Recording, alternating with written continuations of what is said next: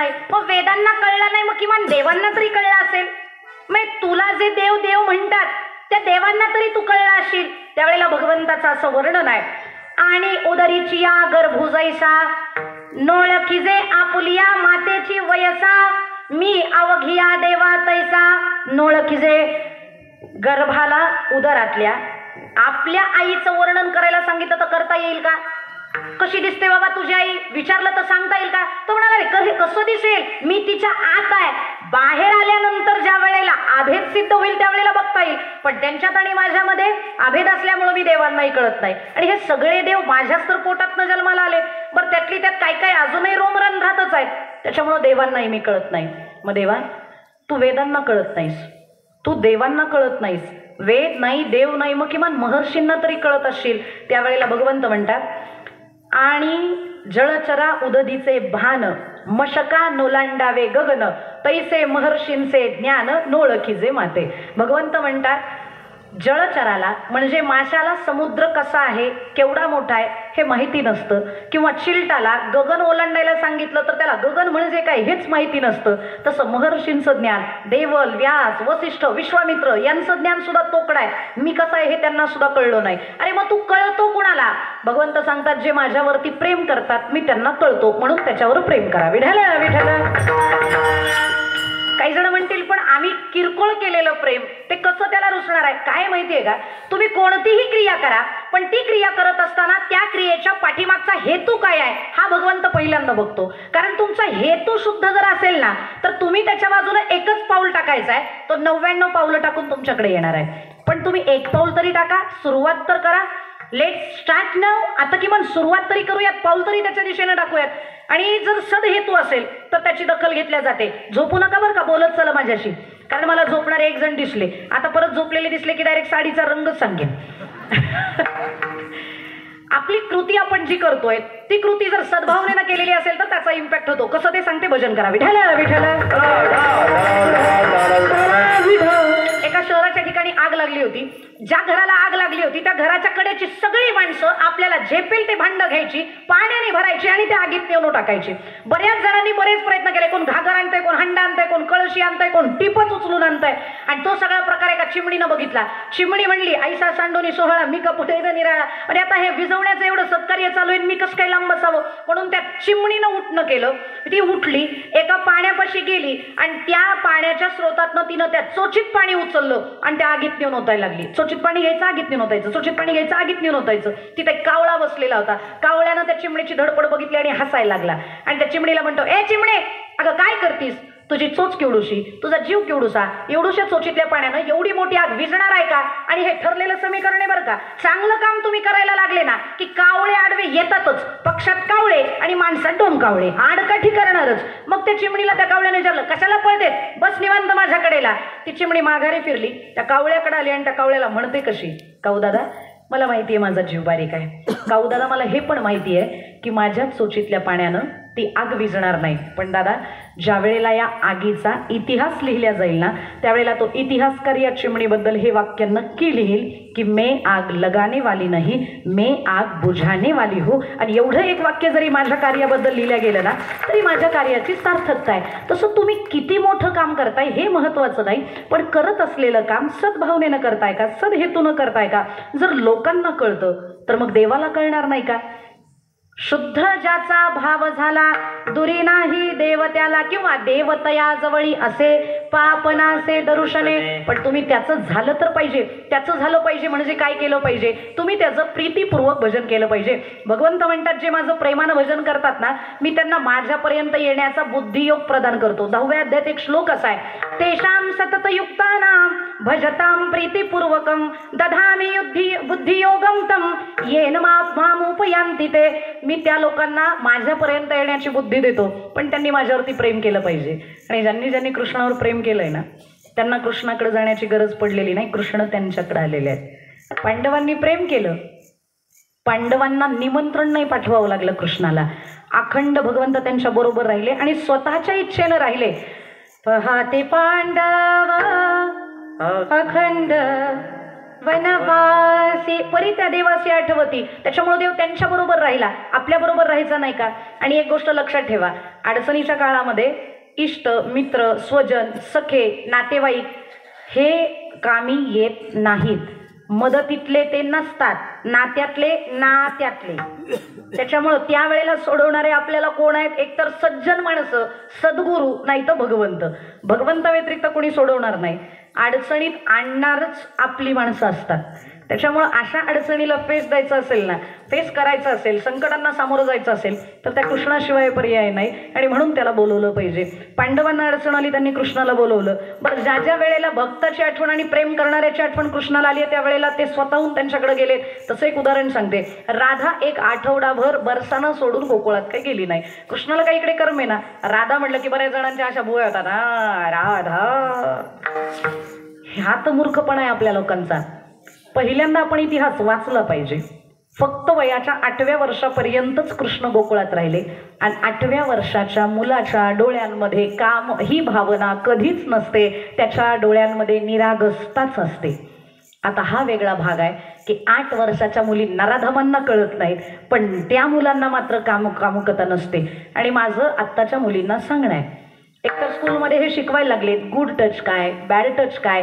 आणि माझं तर असं सरकारला सांगणं आहे बुवा, प्रत्येक मुलीकडं जसं शीख लोकांना गुप्ती ठेवण्याची परवानगी आहे तशी आमच्या पण मुलींना गुप्त्या ठेवण्याची परवानगी देण्यात यावी. आणि पोरींनो, कोणी जर वाईट नजर केली ना तर त्याचे डोळे काढा, त्याचे हात छाटा, त्याची मुंडी छाटा. अख्खं गाव तुमच्या पाठीशी उभं राहील जर यदा कदाचित तो नाराधमच असेल तर. पण तुम्ही घाबरू नका. आमच्या पोरी अशा पोरींना फक्त एकच दे, 0 फिगर. मला करीना कपूर व्हायचंय, मला हिरोईनीसारखं दिसायचंय. आत्ताचं युग असं नाहीये की तुमच्या दिसण्याला किंमत आहे, तुमच्या तब्येतीला किंमत आहे. तुमच्याकडे बघणारा नुसती तब्येत बघून घाबरला पाहिजे. नको बुवा, ही 2 गडी मुरगाळून खाईनो, त्याच्यामुळे हिच्या नादी जाऊ नका असं म्हणलं पाहिजे. पण नराधमांना आता थोडीशी मोठी असेल तर ठीक आहे हो, पण या नराधमांना 3-3, 4-4 वर्षाच्या मुली सुद्धा दिसेनात. खरोखर दुर्दैव आहे.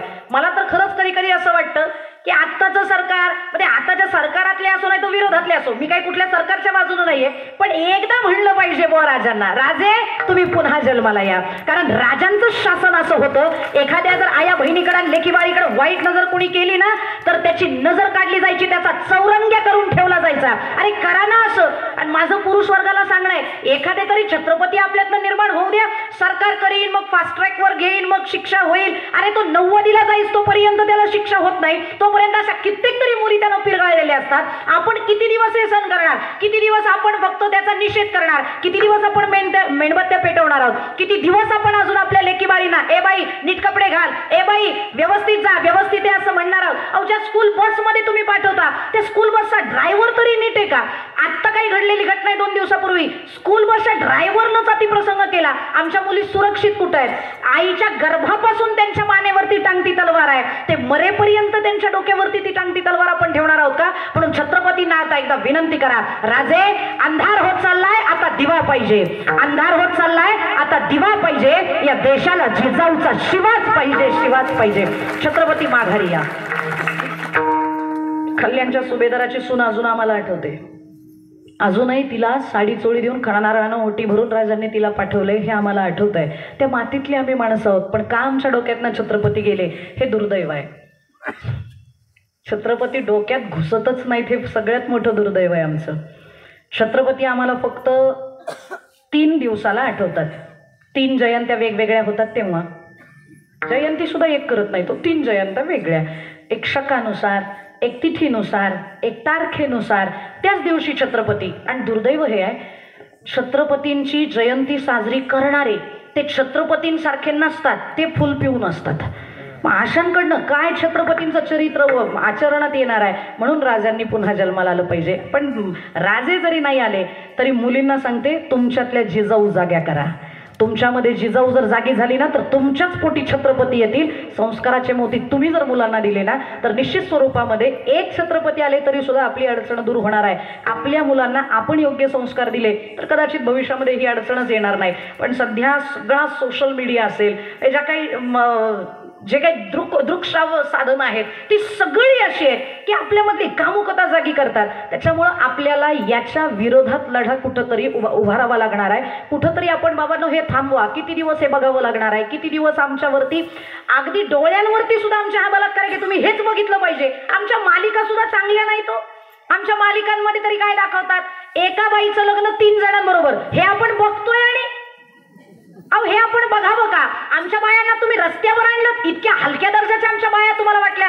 अरे आमच्या बाईच्या रक्तामध्ये इतका स्वाभिमान आहे ना, जर जिचा नवरा जातो ना ती मरेपर्यंत त्याच्याशी एकनिष्ठ राहते. ती स्वप्नात सुद्धा डोक्यात सुद्धा दुसऱ्याचा विचार येऊ देत नाही. हा पतिव्रता धर्म शिकवणारा माझा भारत देश आहे.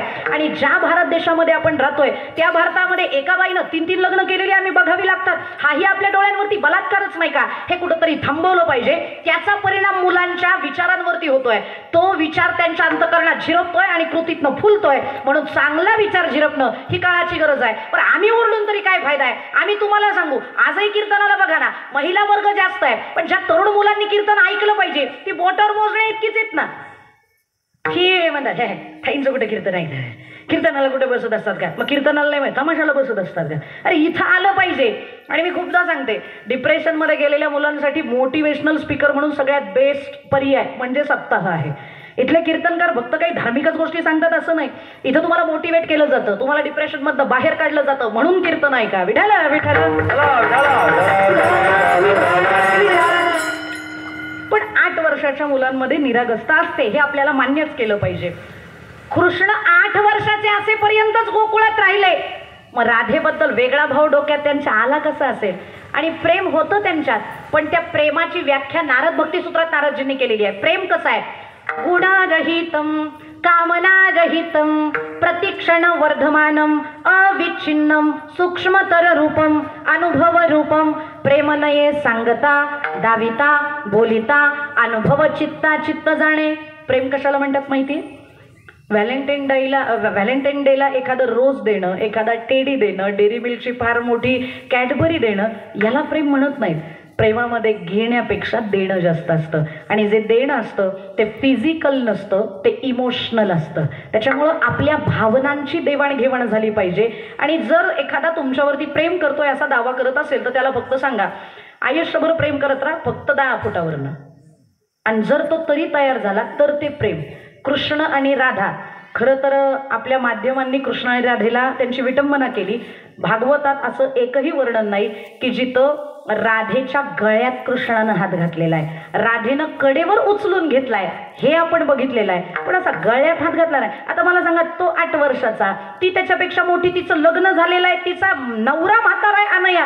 त्याच्यामुळं एवढूशा बाळाचा हात तिच्या गळ्यात कसं काय जाईल याचा आम्ही कधी विचारच केला नाही.